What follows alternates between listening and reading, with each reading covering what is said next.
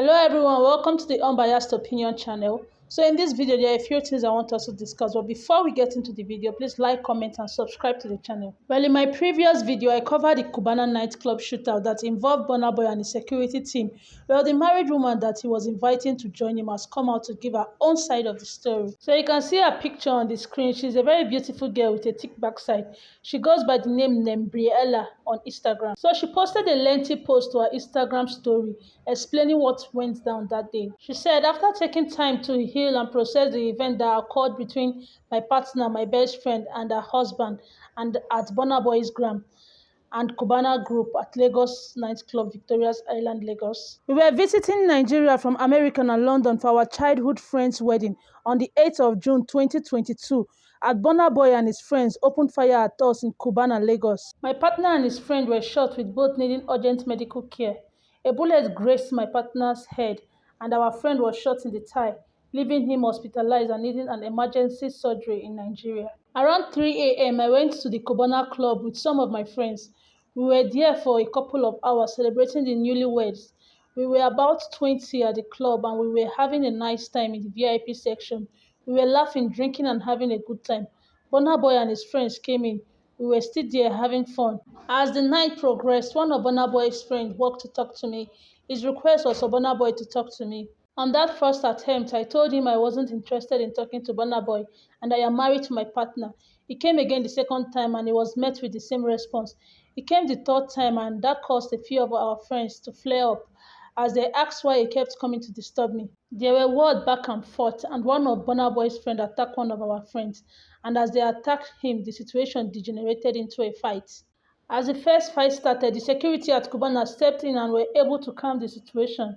As that happened, everybody was slowly going back to their section when two of Burna Boy's friends started another fight and the security at Cubana jumped in again. As they were fighting, Burna Boy's friends started shooting after what looked like a signal from Burna Boy. At this point, the club was in chaos. Everyone was screaming and trying to vacate the premises. At this point, I couldn't find my partner or my best friend.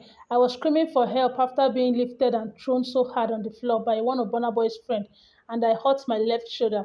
All our private police officers were not allowed into the club, so it was left to us to fight for our lives. One of our friends, the Flow Wolf, was trying to get Burna Boy to calm the situation, but he only laughed at him and proceeded to get in his car whilst being protected by security. The shooting happened twice at different times.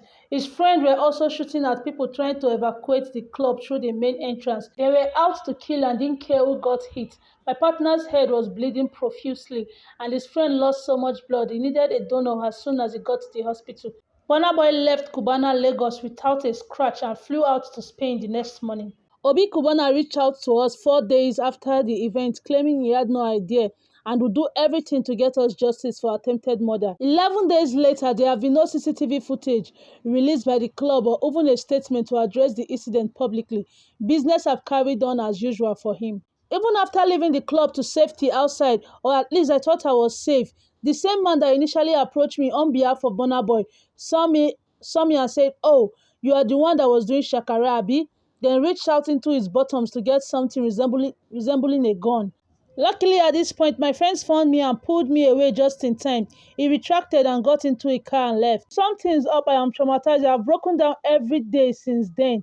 The random flashbacks and nightmares, especially after seeing Burna Boy's response. The lack of remorse or accountability is beyond me. At least 2 people could have died that night.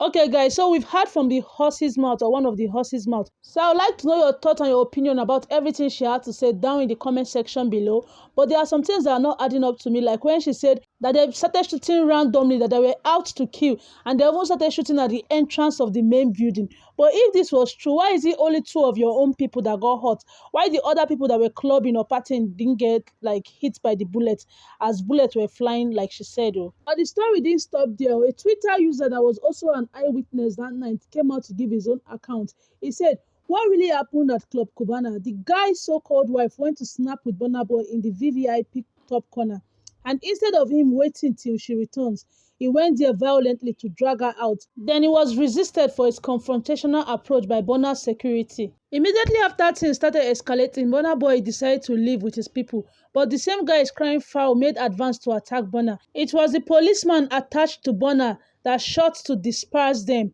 accidentally hitting two guys. Burna throughout was just trying to avoid the situation. He was even laughing like, what the fuck is this? But these guys wanted more from the whole situation and made his kind gesture, taking selfie with a perceived fan, escalate so quickly. The funny thing is that the media knows this but decided to feed Nigerians with the story of Burna sending someone to call another person's wife. Those that know Burna know he won't stoop so low. When a lot of single girls at the club were trying to take pics with him. This person's account of what happened is making more sense to me. It's not as if I'm trying to side with Burna Boy, because if you have watched my previous video, you see the way I blasted him. But what I'm saying is that this person's story is making more sense to me. But what did sit right with me and what will never sit right with me is Burna Boy's security personnel, a policeman at that matter, firing live bullets at an unharmed person because he was being too confrontational. What if the bullet had hit a vital place and that man is dead by now? There are 1,001 ways they would have handled this situation without firing live bullets. They could have even fired a rubber bullet. So after the married woman that was involved in the altercation saw this Twitter user side of the story, she decided to call him out on her Instagram story for lying. And then she posted this video that her husband took of her while they were in the club, trying to explain the situation further. In the video, she showed where Burna Boy and his people were sitting and where she and her own people were sitting and where she was dancing and minding her business, that she did not go towards Burna Boy's side for any picture. Then she said if she's lying, that why is Burna Boy trying to bribe her to keep quiet, that even Burna Boy's parents went to see her own parents trying to settle the matter. This video does not prove anything because it's the video her husband took of her while she was just dancing. What if she has gone to take the picture with Burna Boy after she finished dancing? If they really want to know what really happened that night, they should tell Cubana to release the CCTV camera of that night, because I'm sure that that club has a CCTV camera. If I were her, I would stop trying to win in the court of public opinion. Instead, by now, I'll be suing Burna Boy. Because if what she's saying is truth, she and her friends should be suing Burna Boy by now. And not only suing Burna Boy, but they should also sue the club as well. And I don't care if Burna Boy is innocent or guilty, but what I know is that at this point, Burna Boy is supposed to have addressed this situation, but he's busy feeling too big. Because if it was outside the country, this kind of thing is happening, and by this time you have not come out to address it, whether you are guilty or innocent, your career would have ended by now. And I think by now, Cubana is supposed to have come out publicly to address this whole issue, because it was in his club this whole thing happened. So that is it for this video. I'll be sure to keep you guys updated in case there's any development. So please like this video. Tell me how you feel about this topic down in the comment section. And please subscribe to this channel for more amazing content. Thank you.